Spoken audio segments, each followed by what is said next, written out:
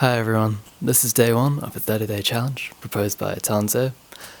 He's a good friend of mine and a coach at I Can Study. Definitely check out his work down below in the link. I think for today I'll just talk about, why I've not been posting. Yeah, I think we should start off with that. In all honesty, I've just been making excuses, and that's also part of the reason why I'm doing this challenge.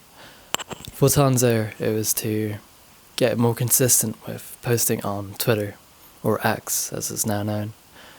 For me, it's so that I can get used to talking to a camera and be able to really deliver my thoughts. And also, time management's becoming quite a pain as more responsibilities are piled on and deadlines are getting closer. Nevertheless, I'm just going to give you a quick update on how projects are going and what to expect, really. If you don't know, I've been currently working on a ESA Academy project called Project Vita, which aims to send, how do I phrase it? Glowing proteins is a simple way to explain it. We're sending glowing proteins to space, and we're going to see if we can replicate them. So this means that we're going to dehydrate them and then send them up to the ISS, and on the ISS it's going to get rehydrated, and we're going to check how many of the proteins actually survive the launch, and how they survive and act during microgravity.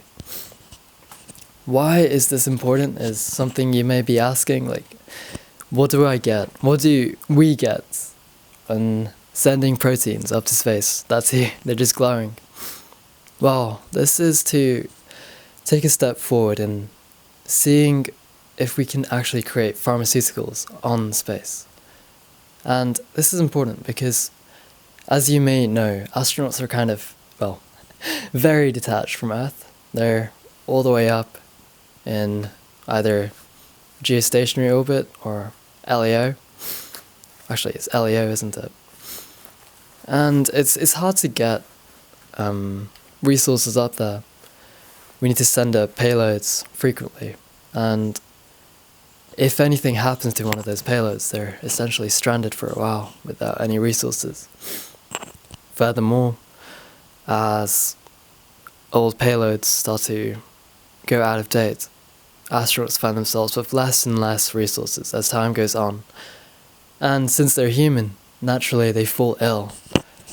I think I read this in an article somewhere, but on average, they take around, 400 medications per month?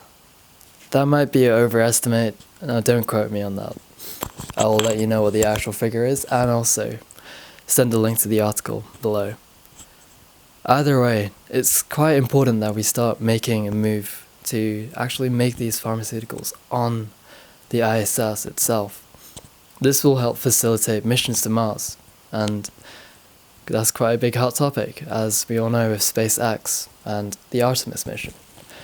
If you don't know what the Artemis mission is, I will send a link below, and probably it's going to be a video, and that should help explain what this mission is all about, and why we're going to the moon actually as well. Again, that's another topic. Either way, currently on the project, I'm on the instrumentation subsystem, which means I'm doing the instruments and stuff. And the instruments for a glowing protein payload is going to be primarily optical. We need to see what is emitted, and we also need to find a way to make them glow in the first place. This means that we need to excite them. Excitation just means where we shine light onto a surface, and that creates, that gives enough energy for an electron to bounce up into one level and then drop down. When it drops down, it releases a photon with specific wavelengths, and those come and float, and that's the emission.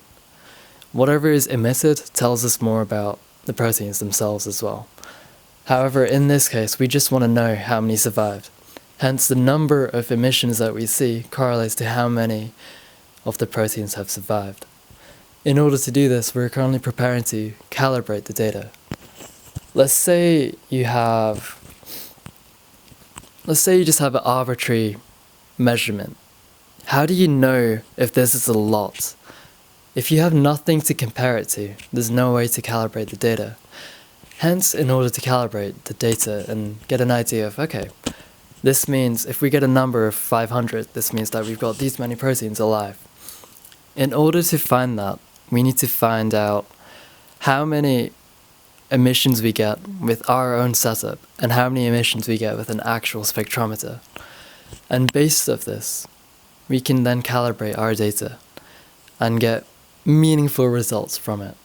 There's loads of issues as well, and light is a big issue actually, because all the background light causes all sorts of issues, and that's a systematic error. At least that's what we're hoping, and now we need to test it. If you don't know what systematic and random error is, I will probably explain this in a future video. I don't know what my target audience is at the moment, but just let me know what you want. I think that's it for today, since it's already 6 minutes and it was meant to be a 3-minute video. Thank you.